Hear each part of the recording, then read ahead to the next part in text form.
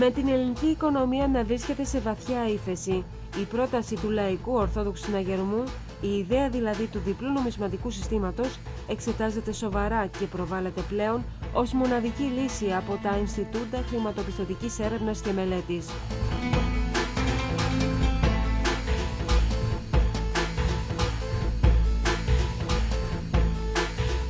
Σύμφωνα με τον κύριο Δημήτρη Παπαδημητρίου, πρόεδρο του Ινστιτούτου Λεβί, η Ελλάδα μπορεί να παραμείνει στην Ευρωζώνη και να εγκαινιάσει ένα παράλληλο χρηματοπιστωτικό σύστημα που θα αποκαταστήσει τη ρευστότητα της εγχώριας αγοράς.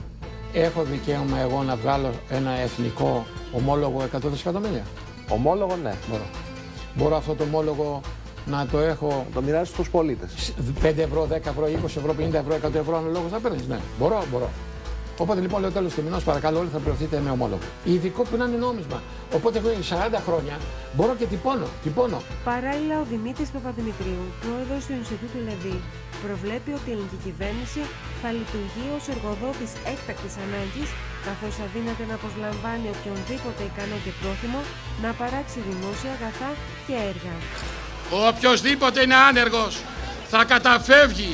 θα καταφεύγει στην ομαρχία. Και από τη στιγμή που θα καταθέτει αίτηση θα φοράει στολή πενταετούς θητείας, θα τον παίρνει η Ελλάδα, θα τον χρησιμοποιεί σε δημόσια έργα και δεν θα είναι άνεργος. Ανασύσταση της ΜΟΜΑ. Όποιος Έλληνας είναι άνεργος με μία αίτηση στην περιφέρεια αναλαμβάνει πενταετή θητεία. Έστολος για 5 χρόνια.